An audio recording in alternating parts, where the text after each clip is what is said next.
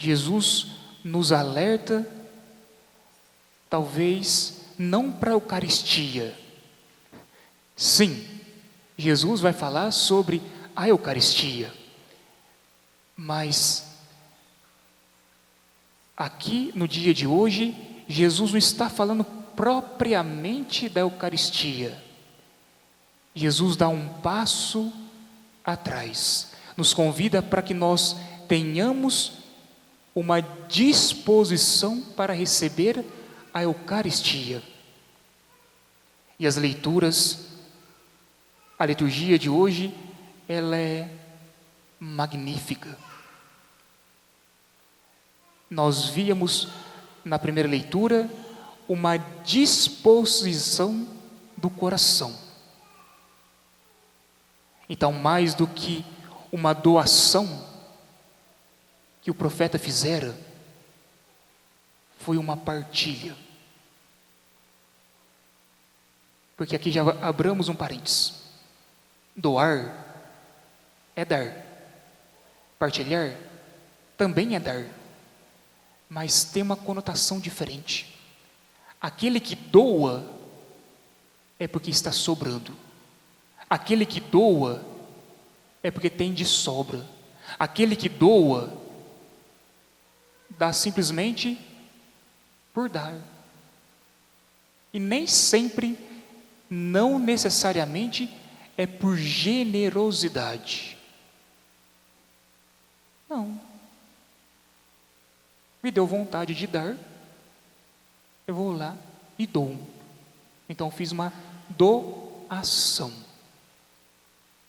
Agora partilhar é dar, mas é totalmente diferente. Partilhar é eu saber dar aquilo que eu tenho e que eu necessito, mas por amor a, no caso Deus, por amor a Deus, eu partilho com o outro. Por isso que na leitura terminava dizendo: aqueles que dão, não faltará. Percebam que Eliseu leva pães de cevada. É um dado interessante. No Evangelho, Jesus multiplica os pães de cevada. Ora, por que não pão de trigo? O que está por trás de tudo isso? O meu professor de teologia joanina, ou joaneca, né? A teologia de João, ele dizia da seguinte maneira: debaixo desse angu tem caroço. Pois bem, então debaixo do pão de cevada tem um porquê. Cevada é um grão, é um cereal, sim. Mas a cevada é que produz a fermentação. O trigo não. Não necessariamente. Cevada é muito mais barato do que o trigo. Então, tanto Eliseu como no Evangelho, nós já vamos chegar lá no Evangelho, os pães eram de pessoas humildes. Somente os ricos tinham pão de trigo. O pobre tinha pão, mas de cevada. Cevada, esse cereal, esse grão, ele resiste ao calor, ao inverno e à seca. O trigo não. Então aqui, ainda dentro do parênteses, nós já vamos colocando nós. Talvez nós passamos por frio. É claro que o frio aqui não é a temperatura amena. O frio aqui não é simplesmente os termômetros que mostram abaixo de zero.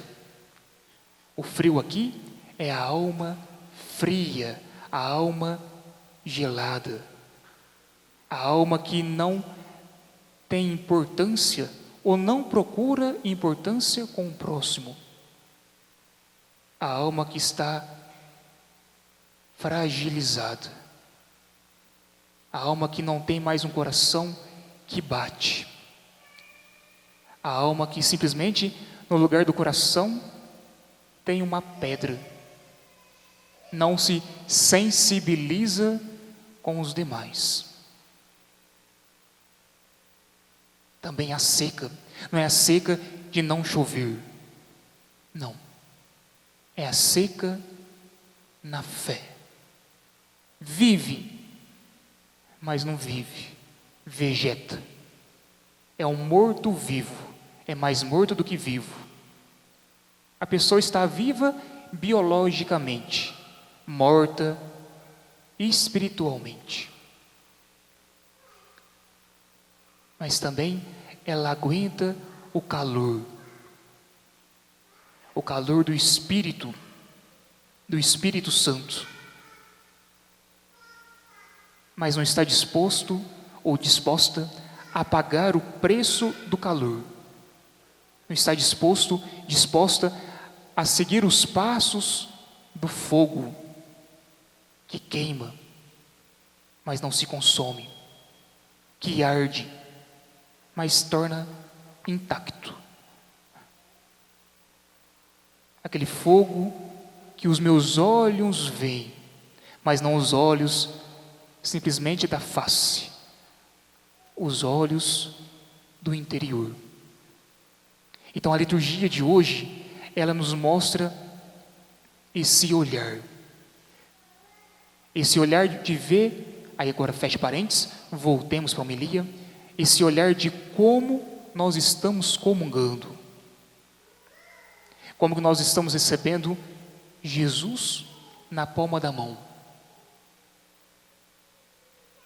Não é um pãozinho, não é simplesmente uma coisa,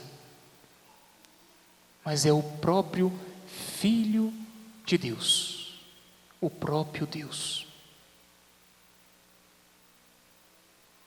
É assim que talvez muitos não compreendem o mistério da encarnação, do nascimento. Quando nós olhamos para o nascimento de nosso Senhor, vemos que uma criança nasceu em Belém, mas somente aqueles que têm os olhos da fé veem que não é uma criança, é o próprio Filho de Deus, que nasceu no estábulo. Assim, é aquele que vê João batizar um homem, aquele que entra na fila, mas não compreende, é aquele que diz assim: Ecce Agnus Dei, eis o Cordeiro de Deus. Aquele que é mais do que profeta, aquele que é filho do Altíssimo, é esse que foi batizado. Talvez é por isso que quando nosso Senhor, ele subiu na montanha do Monte Tabor, e ali se transfigurou diante de Pedro, Tiago e João, e aqueles homens, eles ficaram espantados.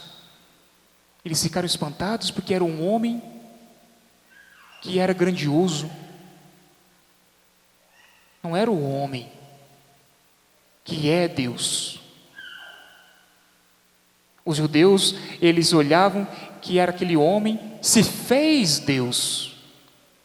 E é totalmente o contrário. É um Deus que se fez homem por amor a mim, por amor a você. Talvez no alto da cruz, é cair mais tarde o centurião Cornélio, ele compreendeu, verdadeiramente era filho de Deus. Esse é filho de Deus. Então vê que Jesus teve que passar 3 anos para despertar o olhar da fé. É assim que acontece no Evangelho. Os discípulos estão ali, diante de uma multidão. Lembre-se, semana passada Jesus olhou para aquela multidão, era uma multidão que não tinha pastor, eram ovelhas como sem pastor, e Jesus teve compaixão. Então Jesus novamente ergue os olhos e vê uma numerosa multidão.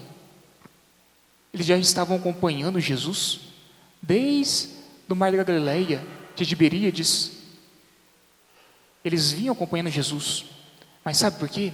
Eles acompanhavam Jesus porque Jesus lá atrás, se nós voltarmos um capítulo atrás, nós veremos que Jesus, ele fez vários milagres.